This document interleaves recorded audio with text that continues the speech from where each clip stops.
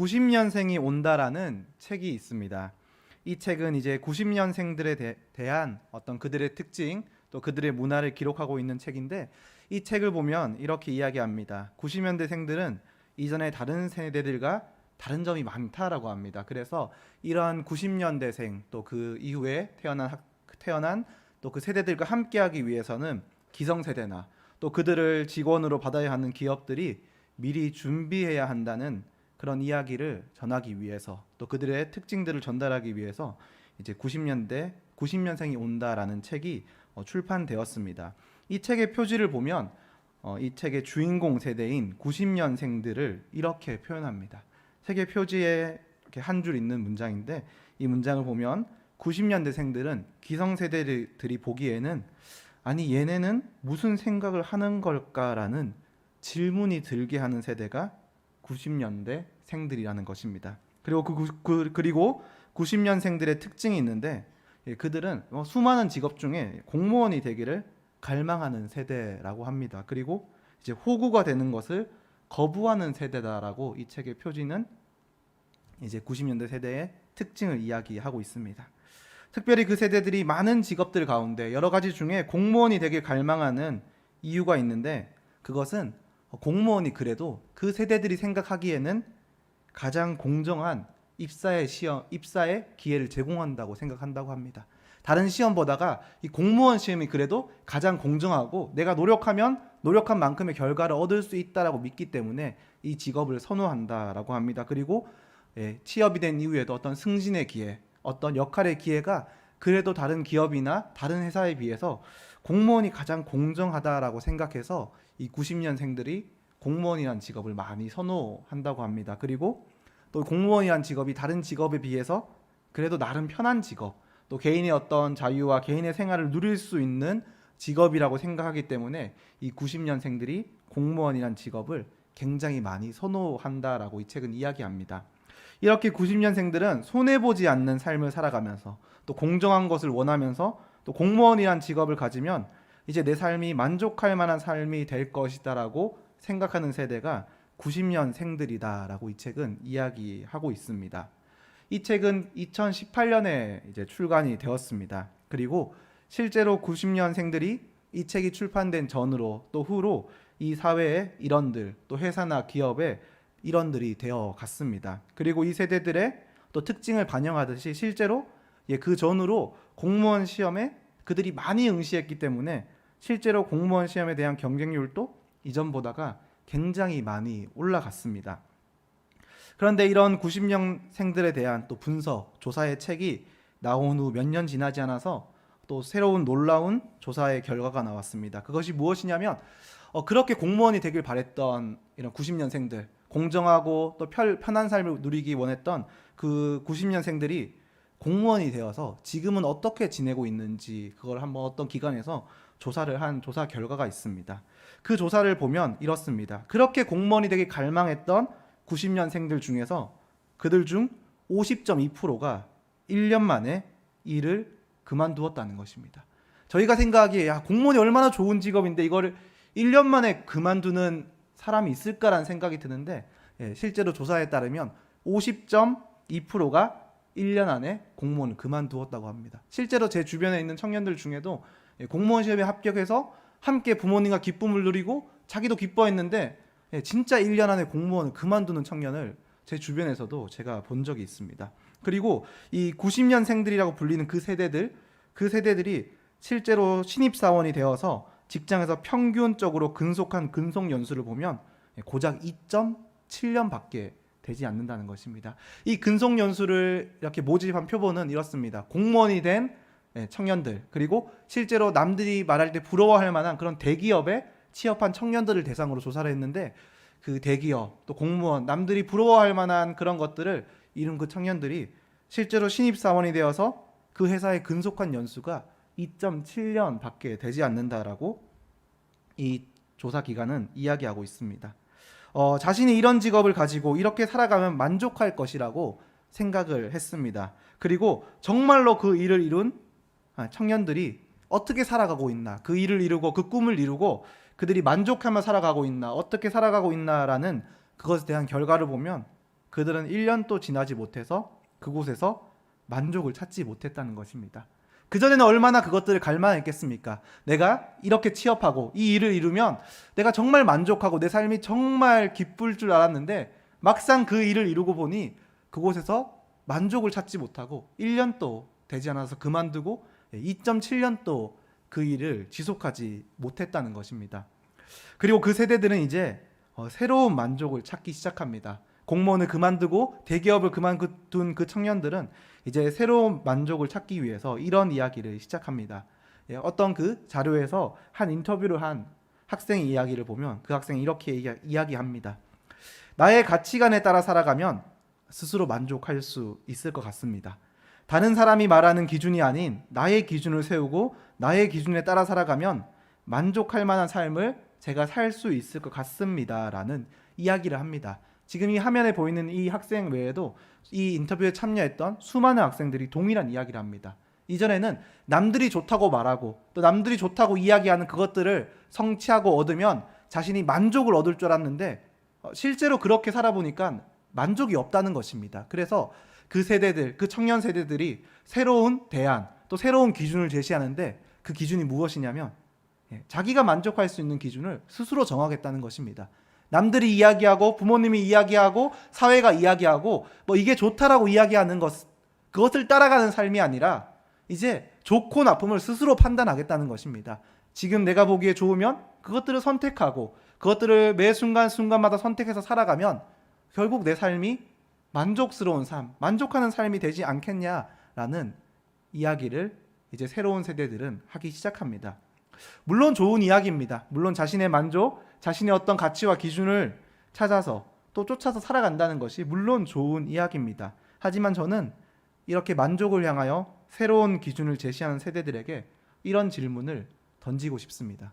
그 질문은 과연 그것이 이번에는 영원한 만족을 줄 수 있을까라는 질문을 던지고 싶습니다. 이전에 자신들의 기준이 무너졌기 때문에 새로운 기준을 가지고 만족을 찾아갑니다. 그런데 던지고 싶은 질문은 이것이죠. 과연 그것에서 이번에는 영원한 만족을 그들이 찾을 수 있을까라는 것입니다. 요즘 하반기 북토크 모임이 굉장히 뜨겁게 진행되고 있습니다. 교육관 4층에서 아주 뜨겁게 진행되고 있는데 지난 북토크 모임 때 잠깐 만족에 대한 이야기를 나눈 적이 있습니다. 함께 하시는 분들과 만족에 대한 이야기들 또 만족에 대한 경험을 잠깐 나누어 본 적이 있습니다. 그 이야기를 나눌 때 한 분이 이런 말씀하셨습니다. 만족을 향하여서 삶의 상황과 환경을 계속해서 변화시켜 갔다고 이야기했습니다. 변화시켜 갔다는 것이 좀 더 좋게, 좀 더 좋은 쪽으로 계속해서 삶을 변화시켜 갔다는 것입니다. 그런데 끊임없이 변화시켜 가고 끊임없이 더 좋게, 더 좋은 환경으로 그 삶의 환경을 옮겨갔지만 결국 그 삶이 우리에게 영원한 만족을 주지 못했다라는 나눔을 들은 적이 있습니다. 실제로 저희 삶이 그렇지 않습니까? 계속해서 더 나은 것, 더 좋은 것, 더 유익한 것을 향해서 우리가 달려가지만 돌아보면 그것이 우리에게 영원한 만족을 주고 있나요? 지금 또 우리가 이전에 어떤 좋았던 것들을 통해서 지금 또 만족하는 삶을 살고 누리고 계신가요? 물론 삶의 변하는 환경들, 또 삶이 더 유익하고 더 좋은 환경으로 또 변해가는 것이 물론 우리에게 만족을 줄 수 있습니다. 그런데 그 만족은 잠깐의 만족입니다. 왜 사람들이 끊임없이 변화와 끊임없이 더 유익을 향해 달려가겠습니까? 왜냐하면 그 만족이 잠깐이기 때문입니다. 그 잠깐의 만족이 지나가면 또 다른 허전함이 찾아오고 또 다른 욕구와 또 다른 갈망이 찾아오기 때문에 사람들은 끊임없이 그 만족이라는 것을 채우기 위해서 삶의 변화를 주고 또 목표를 세우고 그것을 향해 달려가는 것입니다. 하지만 분명히 말씀드릴 수 있는 것은 그 어떤 것도 우리의 삶의 변화는 그 어떤 것, 또 우리가 채워가는 그 무엇도, 또 우리가 계획하고 성취해 나가는 그 무엇도 우리의 삶에 영원한 만족은 줄 수 없다는 것입니다. 오늘 저희는 하나님께서 저희 가운데 허락하신 이 본문의 말씀을 통하여서 상황과 환경을 뛰어넘어 모든 상황 가운데 만족하고 감사할 수 있는 삶의 비결이 무엇인지 함께 나누려고 합니다. 본문의 말씀에는 바울과 실라가 등장합니다. 그 바울과 실라가 억울한 일로 인해서 감옥에 갇히게 된 그 상황이 이 말씀 가운데 기록되어 있습니다. 바울과 신라가 겪고 있는 억울한 상황이라는 것은 이렇습니다. 바울은 어느 날 길을 가다가 귀신 들려서 점을 치는 한 여종을 발견하게 됩니다. 그리고 그 여종을 보고 안타깝게 여겨 그 여종에게 귀신을 내쫓아주는 그 하나님의 은혜를 더하여 줍니다. 귀신 들린 사람을 발견하게 되고 그 귀신 들린 사람이 나을 수 있도록 그 사람 가운데 귀신을 내쫓아주고 그 사람을 치료해 준 것입니다. 선한 일이지 않습니까? 굉장히 선한 일입니다. 그런데 그 선한 일이 바울에게, 신라에게 문제가 됩니다. 왜냐하면 그 여종은 어떤 한 주인에게 속해 있는 여종이었는데 그 여종이 귀신 들려 점을 치면서 그 주인에게 물질적인 이익을 주고 있었습니다. 그 주인은 그 여종을 통해서 사람들에게 점을 쳐주며 점을 봐주며 물질적인 유익을 누리고 있었던 것입니다. 그런데 그 주인에게는 그 여종이 귀신으로부터 해방됨으로, 귀신으로 들려있던 것들로부터 치유받음으로 결국 그 주인의 입장에서 보면 자신의 어떤 수익에 원천이 끊어진 겁니다. 자신의 수입을 올리는 그런 수단이 끊어진 겁니다. 그러니까 주인은 그 일을 향해서 그것을 선한 일이다라고 평가하지 않고 그 일에 대해서 분노하게 됩니다. 분노하게 되고 그 일로 바울과 신라를 폭행하게 되고 또 그들을 어떤 끌고 가게 돼서 그들을 매를 맞게 하고 또 그들을 감옥에 갇히게 합니다. 25절의 말씀을 보면 이렇게 기록되어 있습니다. 밤중에 바울과 신라가 기도하고 하나님을 찬송하며 제수들이 듣더라라고 말씀은 기록하고 있습니다. 이 말씀을 보면 밤중에라고 합니다. 밤중에 바울과 신라가 하나님께 기도하고 하나님께 찬송하였다라고 말씀은 기록하고 있습니다. 이것은 바울과 신라가 매를 맞고 감옥에 갇힌 이후에 그냥 하루 종일 가만히 있다가 이제 밤이 되어서야 주님이 생각나서 주님 앞에 기도하고 주님을 찬양했다는 것이 아닙니다. 그들이 매를 맞았는데 그 매를 아주 심하게 맞아서 밤중에 되어서야 정신이 들 정도로 심한 매를 맞았다는 것입니다. 그 매를 받고 이제 밤이 되어 그들이 정신이 차렸고 정신이 차린 가운데 기도하고 찬양하기 시작했다는 것입니다. 바울의 입장에서 보면 이것이 얼마나 억울한 일이겠습니까? 사실 그 귀신 들린 여종을 못 본 척 할 수 있습니다. 그렇지 않습니까?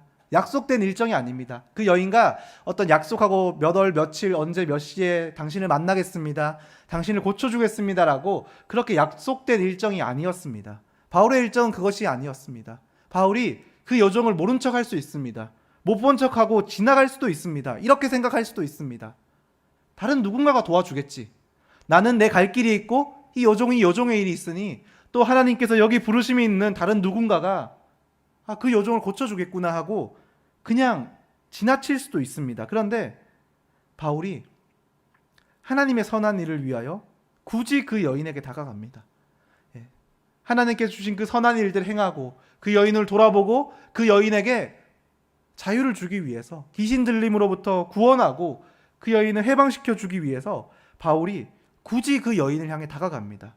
굳이 다가가서 하지 않아도 될 수고를 하고 선한 일을 행하였습니다.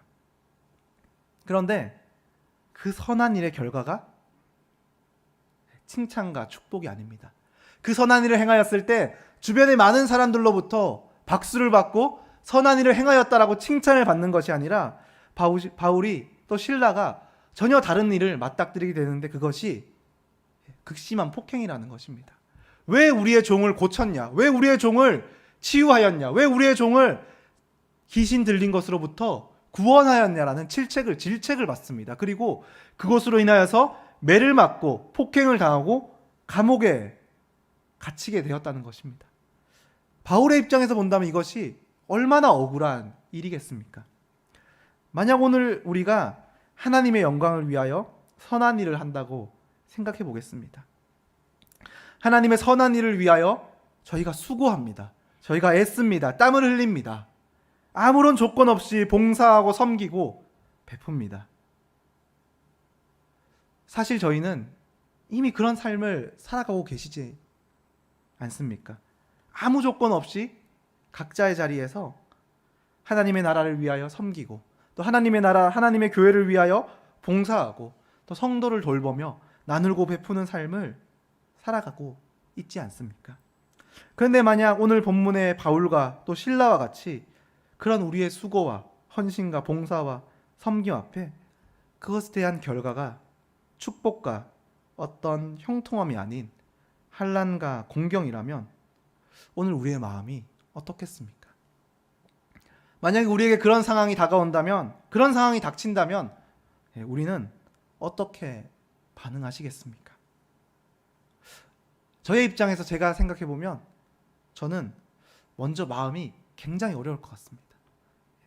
수고하고 헌신하고 땀을 흘리며 하나님의 나라와 하나님의 교회를 위해 봉사했는데 그것에 대한 결과가 비난이라면, 또 그것에 대한 결과가 손가락질 당하고 매를 맞는 것이라면 굉장히 마음이 어려울 것 같습니다. 그리고 아마 이런 반응, 또 이런 생각이 들지 않을까라는 생각이 듭니다. 마음 가운데 이런 마음이 일어날 것 같습니다. 야, 내가 다시는 봉사하나 봐라. 봉사해서 뭐 잘 되는 것이 없네 라는 그런 마음이 들 것 같습니다. 내가 다시 하나님의 일을 하나 봐라. 내가 다시는 수고하고 헌신하나 봐라.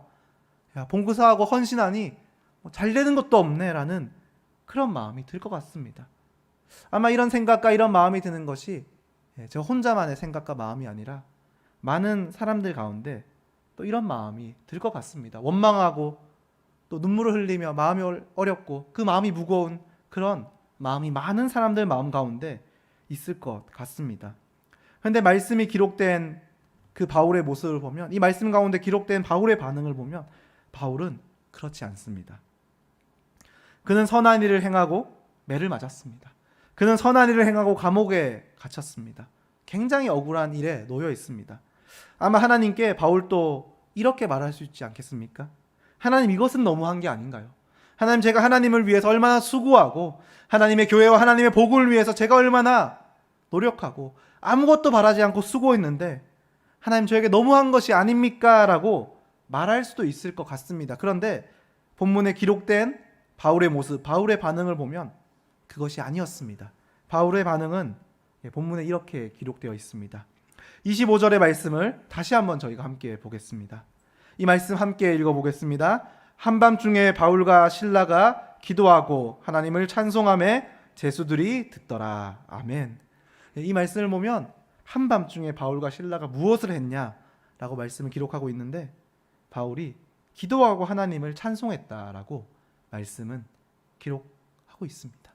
납득이 되지 않는 상황입니다. 이 상황의 앞과 뒤와 결과를 놓고 생각한다면 어떻게 정리가 되지 않는 상황입니다. 굉장히 마음이 어렵고 어떻게 해석할 수 없는 그런 일입니다. 그런데 그렇게 납득이 되지 않는 상황 가운데 바울의 입술 가운데서 흘러나왔던 것은 다른 것이 아니라 찬양이었습니다.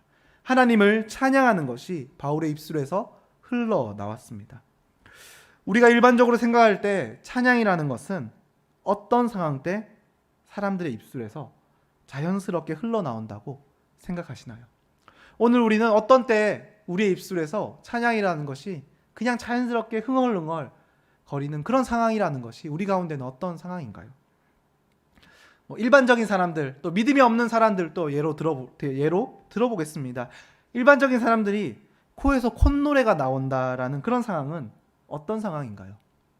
또 사람들 가운데 콧노래가 흘러나오고 입에서 나도 모르게 노래가 흘러나온다라는 그런 상황은 어떤 상황인가요? 그런 상황이란 것들은 대부분 만족스러울 때입니다. 내가 생각하는 것들, 바라는 일들이 만족스럽게 이루어질 때입니다. 삶 가운데 좋은 일이 많고 기쁜 일이 많고 목표하고 성취하고 어떤 원하는 것들이 정말 만족스럽게 이루어질 때 우리 입술 가운데 흘러나오는 것이 노래입니다. 콧노래가 흘러나오고 기분이 좋아서 어떤 노래가 흥얼 흘러나오게 됩니다. 그 삶이 만족할 만한 일로 가득할 때, 남들에게 자랑하고 싶은 일들이 가득할 때 그 입술에서 흘러나오는 것이 노래입니다. 그런데 지금 바울의 상황은 어떻습니까? 이 바울의 상황이 남들에게 자랑할 만한 그런 일인가요? 어디 길을 가다가 어떤 친구들의 모임에 가서 자랑할 만한 그런 일입니까? 만약 바울이 수고하고 헌신하여 그 여인을 고쳐줬습니다 라고 끝났으면 그것이 자랑할 만한 일이 될 것입니다. 하나님께서 나에게 능력을 주시고 나의 수고를 또 보시고 나에게 이런 능력을 더하여 주셨습니다라고 자랑할 만한 일입니다. 콧노래를 부를 만한 일입니다. 그런데 바울의 일이 그렇지 않지 않습니까? 귀신 들린 여인을 고쳐주었는데 그것에 대한 결과가 매를 맞고 아주 심하게 매를 맞고 감옥에 갇히고 그 발이 묶이는 것입니다. 바울의 입장에서는 사실 그렇게 지금 잘 흘러가고 있습니다. 제 상황이 괜찮습니다. 만족할 수 있습니다라고 말할 수 있는 그런 상황이 아닙니다. 그런데 그럼에도 불구하고 이 모든 상황 가운데 바울의 입술에서는 찬양이 흘러나왔습니다. 그렇다면 이 모든 상황에서 바울이 찬양할 수 있었던 이유가 있다면 그 이유가 무엇이었겠습니까? 그것은 바울의 삶의 만족과 유익이 오직 예수 그리스도 한 분이었기 때문입니다. 바울의 만족의 기준은 예수님입니다. 바울의 만족은 다른 것이 아닙니다. 바울은 만족을 위하여 삶의 환경을 변화시키거나 어떤 삶의 환경을 자신이 의식하지 않았습니다. 바울은 어떤 삶의 유익과 환경과 또 삶의 상황에 따라서 그는 삶의 만족을 찾지 않았습니다. 어떤 좋은 것이 있으면 만족하고 어떤 일이 잘 풀리면 만족하고 잘 풀리지 않으면 원망하는 것이 바울의 삶이 아니었습니다. 바울이 그 삶을 다해서 그가 쫓아갔던 삶의 유익과 만족이 무엇이었냐? 그것은 바로 오직 예수 그리스도 한 분입니다. 바로 나와 함께 하시며 나와 동행하시며 나의 모든 걸음을 한 걸음 한 걸음 나와 함께 걸어가시는 그 예수 그리스도만이 오직 바울의 삶의 만족이었습니다.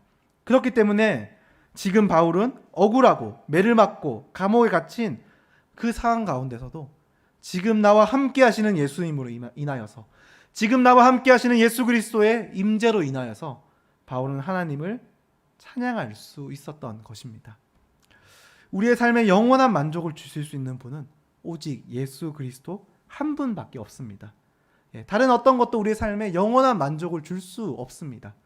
예수님이 우리 마음 가운데 있을 때에 우리는 상황과 환경을 뛰어넘어서 함께 하시는 예수님으로 인하여서 그 어느 곳에서든지 우리는 영원한 만족을 누릴 수 있는 것입니다. 바울의 마음의 중심에는 예수 그리스도께서 항상 함께 하셨습니다. 그렇기 때문에 바울은 모든 상황 가운데 하나님을 찬양하며 상황과 환경을 뛰어넘어 예수님 한 분으로 만족하고 감사할 수 있었던 것입니다. 혹시 시선이라는 찬양을 아시나요? 아시는 분도 있으시고 또 모르는 분도 계신 것 같습니다. 이 가사를 보면 이렇습니다. 모든 시선을 주님께 드리고 살아계신 하나님을 느낄 때 내 삶은 주의 역사가 되고 하나님이 일하기 시작하네라는 가사가 있는 시선이라는 찬양이 있습니다. 이 시선이라는 찬양은 이제 김명선 전도사님이라는 분이 그 찬양 사역자가 만든 곡 중에 대표적인 곡 중에 한 곡입니다. 이제 김명선 전도사님이라고 하면 가장 먼저 떠올려지는 곡이 이 시선이라는 찬양입니다. 이분의 간증 중에 예수님 한 분으로 만족하는 삶에 대한 이야기가 있어서 그 이야기를 잠깐 나누려고 합니다. 김명선 전도사님은 이제 예수전도단이라는 단체에서 찬양 사역을 하기 시작했습니다. 오랫동안 그 단체를 섬기면서 이것이 자신의 부르심, 자신을 향한 하나님의 부르심이라고 믿고 오랫동안 이 단체를 섬기고 이 단체에서 수많은 예배를 인도하고 또 수많은 찬양을 작사하고 작곡하며 이 단체를 섬겨 나갔습니다. 그리고 새로운 찬양들 또 청년들을 위한 찬양들을 만들면서 청년들을 섬기고 그 사역을 위하여서 오랫동안 헌신했습니다. 그리고 그러던 가운데 또 하나님의 은혜로 가정도 이루고 두 자녀도 얻게 되었습니다. 그런데 하나님을 향하여 수고하며 헌신하며 달려가던 중에 어느 날 이 전도사님이 천청병력과 같은 소식을 듣게 됩니다. 그 소식이 무엇이냐면 남편의 암 진단 소식이었습니다. 남편의 이 암 발견이 됐던 그 당시에 남편은 담도암 4기였고 몸 전체의 80%가 암에 덮여 있었다라고 합니다. 그것이 암을 처음 받아들였을 때 그 남편의 모습이었다고 합니다. 그리고 병원에서는 이런 이야기를 했습니다. 남편이 6개월을 넘지 못하고 하나님의 곁으로 갈 것이다 라는 그 이야기를 듣게 됩니다. 우리가 그런 이야기를 듣게 된다면 어떻게 하시겠습니까? 하나님께 간절히 기도하시지 않겠습니까? 이 김명선 전사님도 남편의 치유를 위해서 모든 것을 접어두고 온 가족이 달려들었고 하나님께 정말 간절히 기도했습니다. 하나님께 정말 간절히 매달려 기도했습니다. 하지만 남편은 암 진단 후에 병원의 이야기처럼 그렇게 오래 버티지 못하고 결국 30대 중반의 나이에 아내와 어린 두 자녀를 남겨놓고 하나님의 곁으로 가게 되었습니다. 오랫동안 수고하고 헌신하며 하나님 앞에 사역자로서 자신의 삶을 드렸던 그 전도사님이 그 삶 가운데 일어난 어떤 받아들여야 되는 삶의 결과였습니다. 남편을 위하여 치료를 위하여 끊임없이 기도하고 간절히 매달렸던 그 전도사님이 그 기도에 대한 응답으로 하나님께 받아들여야 되는 그 기도의 결과가 바로 이것이었습니다. 만약 우리가 이런 상황을 겪게 된다면 우리는 과연 이 상황을 받아들일 수 있을까요? 하나님 앞에 받아들일 수 있을까요? 하나님, 제가 수고하고 헌신하며 내가 간절히 기도했는데 하나님 이런 결과를 주시네요 라면서 우리가 그것을 담담히 받아들일 수 있을까요? 제가 이런 상황이라면 저도 마음이 어려울 것 같습니다. 저도 하나님께 외치고 싶을 것 같습니다. 하나님, 제가 수고한 그 헌신과 노력과 하나님의 나라를 위하여 드린 기도가 얼마이며 하나님, 제가 얼마나 간절히 기도드렸는데 하나님, 저에게 어떻게 이렇게 행할 수 있습니까? 라고 그렇게 외치고 싶을 것 같습니다. 하나님, 남들은 간절히 기도해서 병을 고치기도 하고 암을 고치기도 하고 하나님의 기적으로 새 생명을 얻기도 하는데 하나님, 저는 몇 년의 시간을 주님 앞에 헌신하고 사역자로 주님 앞에 살아갔는데 하나님, 어떻게 저의 기도는 들어주지 않으시고 어떻게 저희 남편을 데려가실 수 있습니까? 어떻게 이 어린 두 자녀와 아주 이 젊은 나이에 저를 갑으로 만들고 하나님, 저의 남편을 그렇게 하실 수 있습니까? 라고 하나님께 외쳐보고 싶을 것 같기도 합니다. 그런데 그 김명성 전도사님은 남편의 암 투병과 남편의 죽음을 함께 하면서 그분은 글을 써 내려가기 시작합니다. 그것들을 하루하루 묵상하며 영광 프로젝트라는 이름으로 매일매일 남편과 함께 글을 써 내려갑니다. 그리고 찬양을 써 내려가기 시작합니다. 글과 함께 찬양을 작사하고 또 찬양을 작곡하며 글을 써 내려가기 시작합니다. 그리고 남편을 하나님께 보낸 후에 그 하루하루 영광 프로젝트라는 이름으로 써 내려갔던 그 글이 에세이로, 책으로 나오게 되고 또 함께 그 남편의 죽음과 암투병을 묵상하면서 써내려갔던 노래들이 앨범으로 나오게 되었습니다. 그 발매된 앨범의 이름이 있었는데 그 앨범의 타이틀 이름이 낙헌제였습니다. 이 낙헌제란 무엇이냐면 구약의 5대 제사 중 감사제 중에 한 가지입니다. 낙헌제라는 것은 어떤 사람이 의무로 하나님께 드려야 하는 그런 의무의 제사가 아닙니다. 의무의 예배가 아닙니다. 낙헌제는 스스로 자발적으로 즐거운 마음으로 기쁜 마음으로 하나님께 예물을 드리며 감사의 고백을 하나님께 올려드리는 제사가, 그 예배가 바로 낙헌제입니다. 어느 날 갑작스럽게 남편의 암 소식이 찾아왔습니다. 소망을 품고 시작한 영광 프로젝트라는 그 이름으로 매일매일 묵상하며 기도의 제목들을 써내려가면서 그 생활했던 암투병은 하나님께서 그 시간마저 얼마 허락하지 않으시고 너무 매정하게 빠르게 남편을 하나님의 품으로 데리고 가셨습니다. 그리고 그럼에도 불구하고, 그 모든 상황에도 불구하고 이 김명선 전도사님이 하나님 앞에 고백했던 것이 바로 낙헌제라는 그 앨범입니다.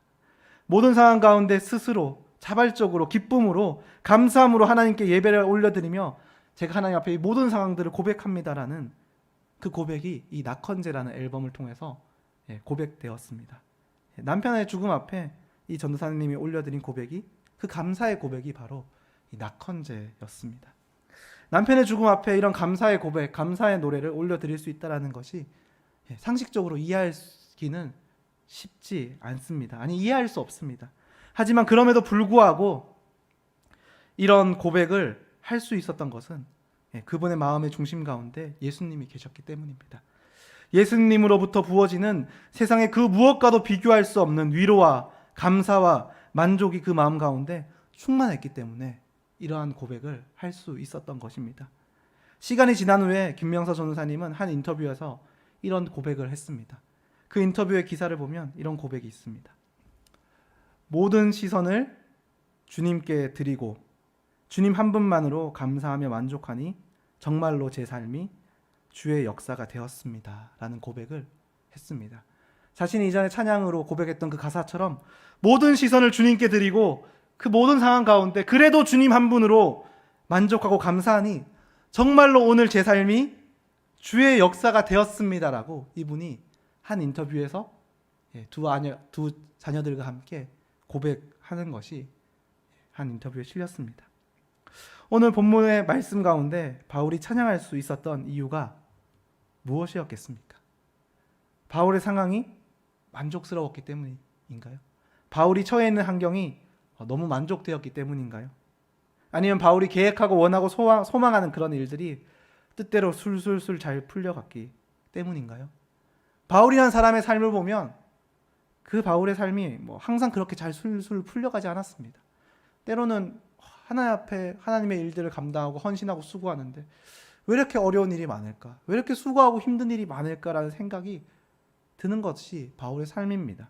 그런데 그럼에도 불구하고 바울이 찬양할 수 있었던 이유는 바울의 만족은 어떤 상황과 환경에서 오는 만족이 아니었기 때문입니다. 바울은 어떠한 상황과 환경을 따라서 그 만족을 쫓아가지 않았습니다. 바울은 모든 상황과 환경을 뛰어넘어 나와 함께 하시며 나의 삶 가운데 임재하시는 그 예수님의 임재가 바울의 만족이었기 때문에 그는 모든 상황 가운데 하나님을 찬양할 수 있었습니다. 그의 마음 가운데는 예수님의 임재가 가득하고 충만했기 때문에 바울은 모든 상황 가운데 그 입술을 열어 하나님을 찬양할 수 있었던 것입니다. 우리가 주님 한 분으로 만족한다면 우리는 어떠한 상황과 환경 가운데서도 예수님을 찬양할 수 있을 것입니다. 언제나 감사와 기쁨의 고백이 넘쳐나는 우리의 삶이 될 수 있을 것입니다. 왜냐하면 예수님의 임재는 세상의 그 무엇과도 비교할 수 없는 영원한 만족을 우리 가운데 주시기 때문입니다. 모든 시선을 주님께 드리고 주님 한 분만으로 감사하고 만족함으로 오늘 우리의 삶이 놀라운 주의 역사가 되시는 참된교회 모든 성도님들의 삶이 되시길 축복합니다. 기도하겠습니다.